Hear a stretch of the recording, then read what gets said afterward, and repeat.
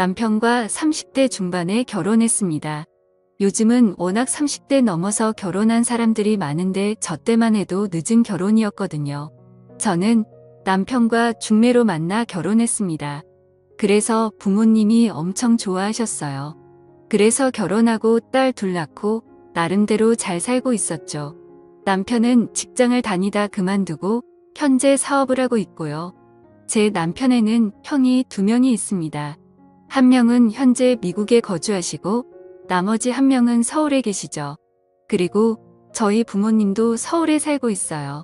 시부모님 모두 건강하게 살아계시고요. 제 아주버님의 아내 그러니까 제 작은 형님에게는 친구분이 한 명 있는데요. 그분이 미용사입니다. 그래서 저도 자주 가서 머리를 했죠.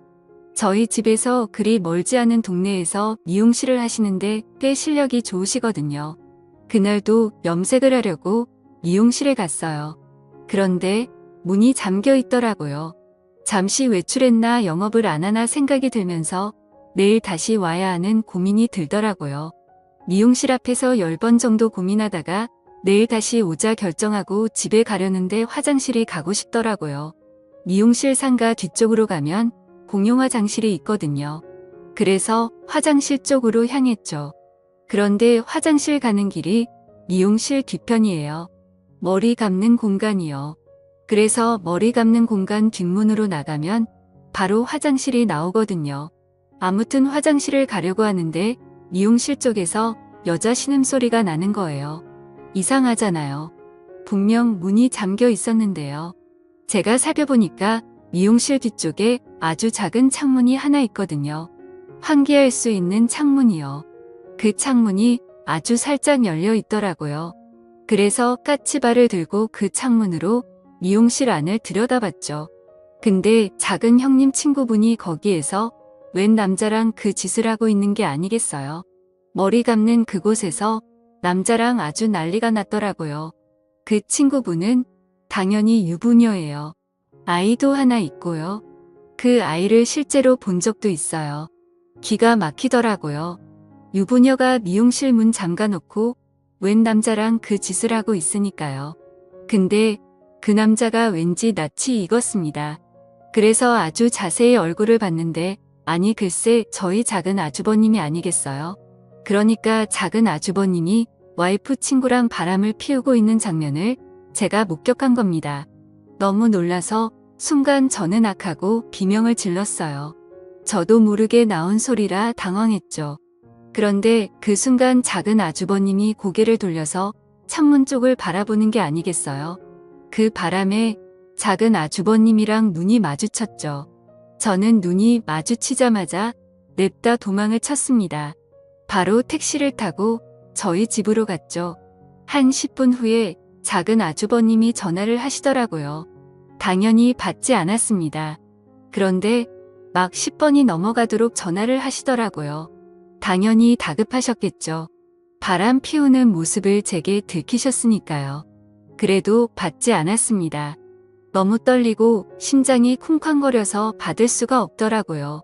그렇게 전화를 계속 받지 않자 문자가 왔더라고요. 전화 좀 받아달라고요. 이야기 좀 하자고 하더군요. 저는 문자도 무시했습니다. 머리가 복잡해서 도무지 아무런 답장도 할 수가 없었어요. 그냥 남편 얼굴 보기도 민망하더라고요. 남편이 유독 작은 아주버님이랑 많이 닮았어요. 그래서 남편 얼굴 볼 때마다 작은 아주버님이 그 친구분이랑 그 짓을 하고 있던 광경이 생생하게 떠올랐습니다. 작은 아주버님은 제가 전화해도 받지 않고 문자도 무시하니까 아주 속이 타셨나 봐요. 저희 집으로 평일에 출근도 하지 않고 직접 찾아오셨더라고요. 처음에는 아예 문도 열지 않으려고 했는데 작은 아주버님을 계속 문 앞에 세워두는 것도 예의가 아닌 것 같아서 문을 열어드렸습니다. 생전 그분이 저희 집에 오시지도 않고 오신다고 해도 뭐 사가지고 오시는 분이 아닌데 그날은 글쎄 과일 바구니를 들고 오셨더라고요. 세상 친절한 웃음을 지으면서 과일 바구니를 저에게 주셨습니다. 남편이랑 같이 먹이라고요. 저는 들어오시라고 하고 커피를 한 잔 타드렸습니다. 작은 아주버님은 뜨거운 커피를 거의 원샷 하시더니 제게 물으셨습니다. 다 봤냐고요? 저는 시치미를 뗐죠. 무슨 말인지 모르겠다고요. 그랬더니 저랑 눈 마주쳤잖아요. 라고 하더라고요. 더는 모른 척할 수가 없어서 이실 찍고 했습니다. 다 봤다고요. 실망이라고도 했습니다. 어떻게 다른 사람도 아니고 작은 형님 친구분이랑 그런 짓을 벌일 수가 있으시냐고. 당장 정리하라고 했죠. 그랬더니 그때부터 작은 아주버님이 정말 사정사정 하시더라고요. 한순간에 실수였다고요. 심지어 그 친구분이 본인을 계속 아주 작정하고 유혹했다고 했습니다. 자기는 안 된다고 거절을 했는데도 계속 작정을 하고 달려들었답니다. 여자가 그렇게 달려드는데 버틸 남자가 어디 있겠냐면서 실수했다고 하시더군요. 바람이고 뭐고 그런 것도 없었다고요. 이미 정리된 관계라고요. 그러니 제발 작은 형님에게 말하지 말아달라고 하셨습니다. 안 그래도 작은 형님에게 말해야 하나 말아야 하나 고민이 됐거든요. 하지만 말하지 말아달라고 부탁을 아닌 심술이 나서 작은 형님에게 당장 고자질하고 싶었습니다. 그런데 작은 아주버님이 그런 제 마음을 읽으신 것 같더라고요. 대뜸 저에게 비밀로 해주면 제 남편이 빌린 돈을 갚지 않아도 된다고 하시더군요. 저희 남편이 사업 시작하면서 작은 아주버님께 돈을 좀 빌린 게 있거든요. 그래서 달마다 조금씩 작은 아주버님께 그 빌린 돈을 갚는 중이었습니다. 솔직히 저도 사람인지라 솔깃하더라고요. 빌린 돈을 갚지 않아도 된다고 하신 이 마음이 흔들린 것이 사실입니다. 아무리 가족이라고 해도 남의 가정일인데 제가 굳이 말할 필요가 있겠냐고요. 그냥 모른 척하는 게 현명한 거 아니겠냐고요. 그래도 대놓고 비밀로 해주겠다는 게 너무 속 보이는 것 같고 왠지 죄책감도 들어서 일단 생각해 보겠다고 했습니다. 저도 생각을 정리할 시간이 필요하다고요. 작은 아주버님이 잘 좀 생각해 보달라고 하시더군요. 그리고 거듭 비밀로 해달라고 하고 돌아가셨습니다. 그때부터 진짜 잠이 오지 않더라고요. 도저히 어떻게 해야 할지 몰랐습니다. 그렇게 고민 끝에 저는 일단 비밀로 하기로 했어요. 작은 아주버님이 다시는 그러지 않겠다고 하시니 믿어보기로 한 거죠. 실수였다고 했으니까요. 그런데 그 말이 다 거짓말이었더라고요. 제가 비밀로 했는데 왠지 찝찝했습니다. 그래서 그 뒤로 몇 번 미용실에 갔죠. 혹시 작은 아주버님이 또 계실지도 몰라서요. 그런데 글쎄 작은 아주버님이 또 미용실에 앉아 계신 겁니다. 작은 아주버님이 그 친구분이랑 커피를 마시고 계셨는데 아주 다정해 보이더라고요. 누가 봐도 사랑을 나누는 연인 사이였습니다. 그 모습을 보고 바로 다음 날에 작은 아주버님께 전화해서 따졌죠. 친구분이랑 만나고 계신 거 다 봤다고요. 왜 거짓말 하시냐고요. 왜 정리를 안 하세요? 그랬더니 아주버님은 정리를 하려고 했는데 그 친구분이 자기랑 헤어지면 죽겠다고 했답니다. 그래서 도저히 정리할 수가 없었대요. 그런데 시간을 주면 반드시 정리하겠다고 하시더군요. 그때부터 왠지 저도 모르게 작은 아주버님이랑 공범이 된 것만 같아서 죄책감 때문에 남편 얼굴도 잘 볼 수가 없었어요. 그래서 고민하다가 그 친구분을 찾아갔습니다. 그리고 아주 잘 타일렀어요. 작은 형님을 생각해서라도 이러시면 안 된다고요. 제발 작은 아주버님이랑 정리하시라고요. 그래도 저는 그분이 나름 교양이 있고 생각이 있는 분이라고 생각했거든요. 그런데 이제 보니 제가 사람을 잘못 본 거더라고요. 아주 콧웃음을 치시면서 그럴 수 없답니다. 그러면서 작은 형님이랑은 사실 별로 친하지 않대요. 친구라고 나오는데 서로 별로 연락도 안 한다고요. 아니 전에는 저한테는 작은 형님이랑 엄청 친하다고 그렇게 말하더니 이제 와서 친하지 않다네요. 그게 말이 되나요?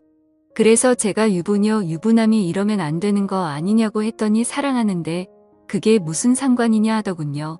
그러면서 본인은 작은 아주버님이랑 재혼할 거라고 했습니다.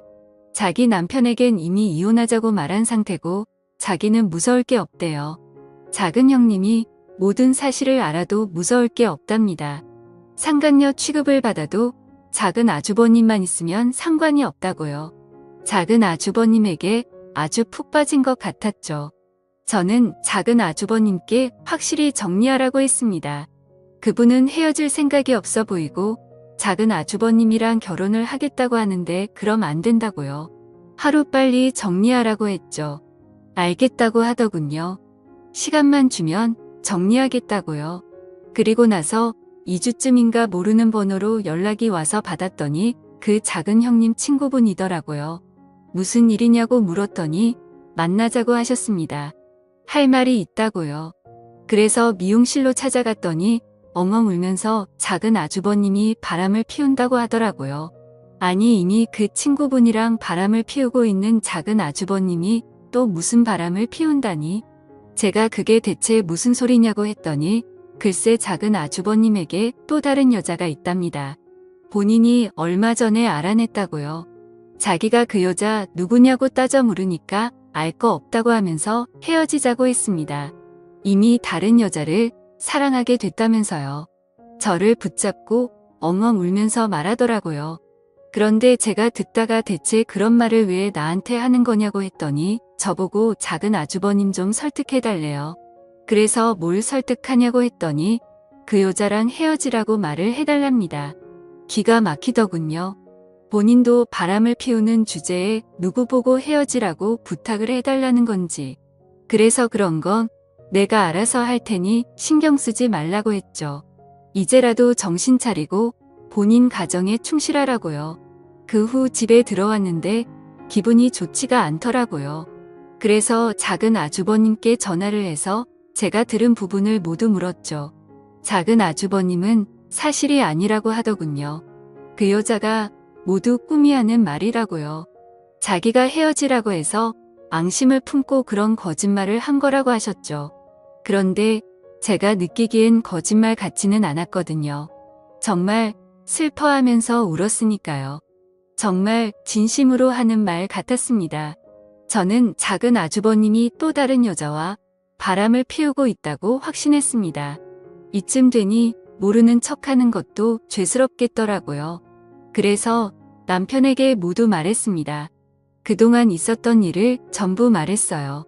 당연히 남편은 화를 냈죠. 왜 이제야 말하는 거냐고 엄청 뭐라고 했습니다. 저보고 그 돈 안 갚아도 된다고 해서 흔들린 거냐고요. 솔직하게 말했죠. 흔들렸다고.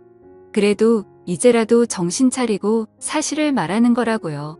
남편이 작은 아주버님께 전화를 해서 정말 엄청나게 뭐라고 하더라고요. 서로 고성이 오고 갔습니다. 휴대폰 너머로 작은 아주버님이 신랑에게 욕을 하는 소리도 들렸고 아주 난리가 났어요. 작은 아주버님은 저희 신랑한테 신경 끄라고 하시더군요. 남편이 작은 아주버님께 한 소리 했지만 막상 작은 형님에게 말하는 건 꺼려했습니다. 본인 입으로 도무지 말할 수가 없대요.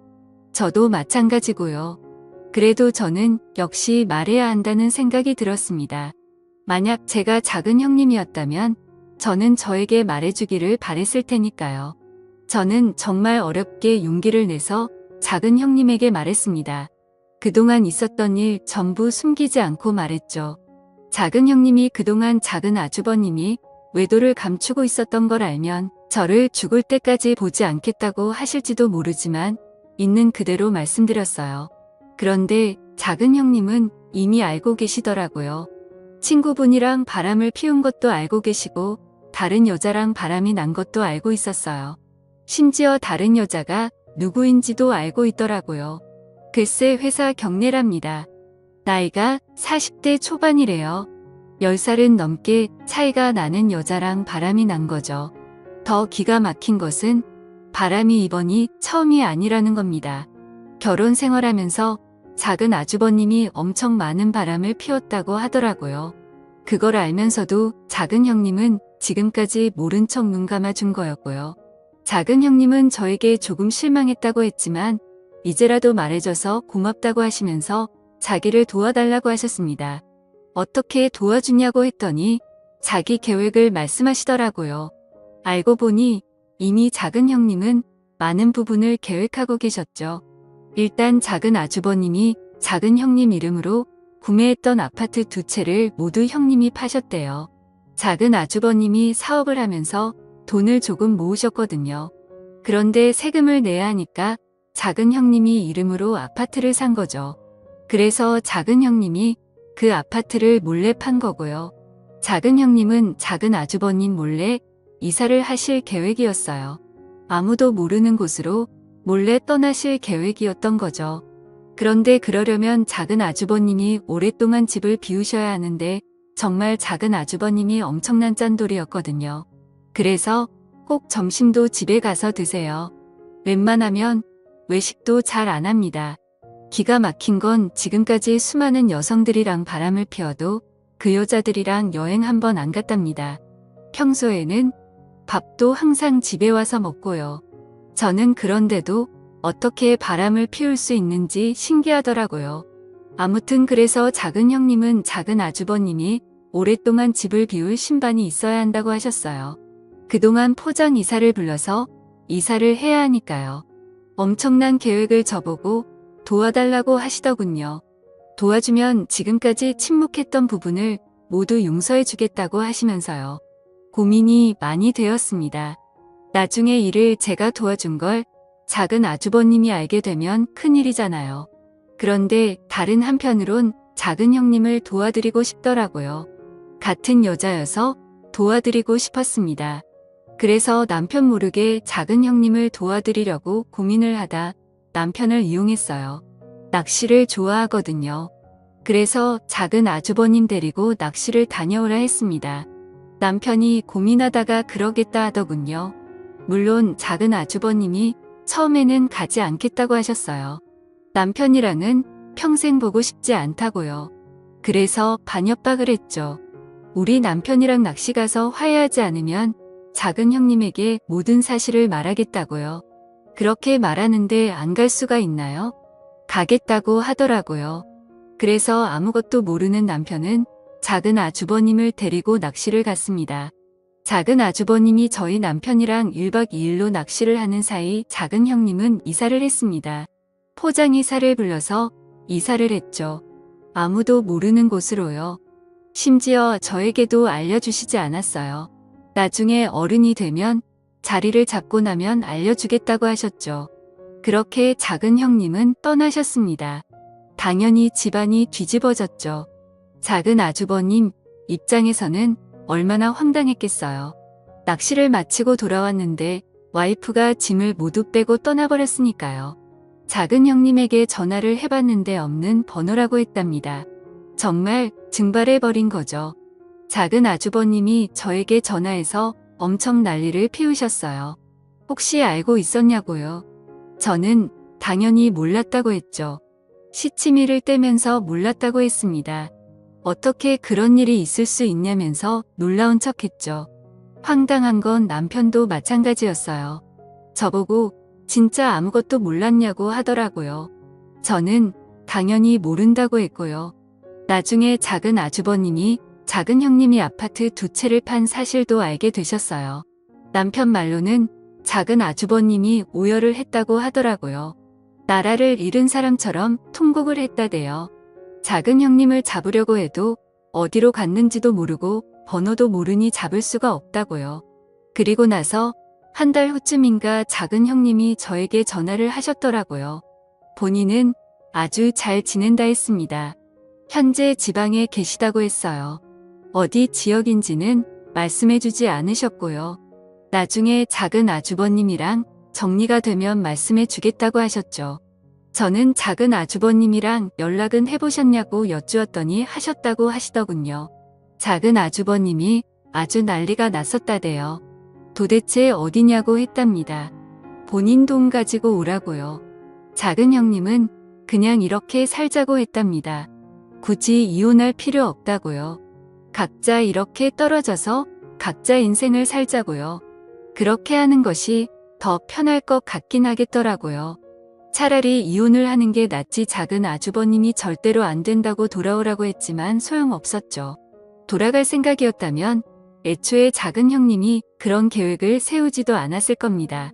그 일로 인해 작은 아주버님은 지금까지 바람을 피셨던 것을 시부모님께도 들키게 되었습니다. 그래서 또 한바탕 난리가 났었죠. 그리고 시부모님이 작은 아주버님이랑 저희 부부를 불러서 이게 대체 무슨 일이냐고 화를 내셨어요. 그리고 작은 아주버님에게 지금까지 밖에서 어떤 짓거리를 하고 돌아다니길래 이런 사단이 난 거냐고 하셨죠. 시아버지께서는 너 같은 자식 필요 없으니 다시는 본인 눈에 보이지 말라고도 하셨어요. 그 소식이 미국에 계신 큰 아주버님에게도 들리셨나 봐요. 당연히 큰어머니께서 말씀을 하셨겠죠. 남편 말로는 큰 아주버님이 작은 아주버님께 전화를 해서 엄청 욕을 하셨게요. 부끄럽다고 하시면서 평생 반성하며 살라고 했답니다. 재수씨 괴롭히지 말라고요. 그냥 그렇게 살라고 했답니다. 작은 아주버님도 큰 아주버님에게는 꼼짝 못해요. 그래서 그 말 듣고 더 이상 작은 형님을 괴롭히지 않는 것 같더라고요. 어느 정도 상황이 정리가 되니까 작은 형님이 아무에게도 말해주지 말라면서 사는 곳을 말씀해 주셨습니다. 작은 형님은 제주도에 계셨죠. 작은 형님은 작은 아주버님이 자신이 사는 곳을 알 수 없도록 작은 형님 어머님 이름으로 집을 구매했다고 했습니다. 그래야 절대 모른다면서요. 그래서 전 남편에게 친구들이랑 놀러 간다고 말하고 작은 형님을 보러 제주도에 갔었어요. 형님이 편안하게 사시는 모습을 보니 안심이 되더군요. 저는 남은 인생을 편하고 즐겁게 보내시라고 했죠. 가끔 이렇게 찾아오겠다고요. 작은 형님은 흔쾌히 그러라고 하셨습니다. 남편은 제가 작은 형님이 어디에 있는지 알고 있다는 사실을 눈치챘는지 저에게 가끔씩 물어봅니다. 작은 형님이 대체 어디에 있냐고요. 서로 연락하고 지내는 거 다 안다고요. 저는 절대로 모른다고 했죠. 절대로 알려고 하지 말라고요. 계속 묻다가 제가 말을 하지 않으니까 더는 물어보지 않더라고요.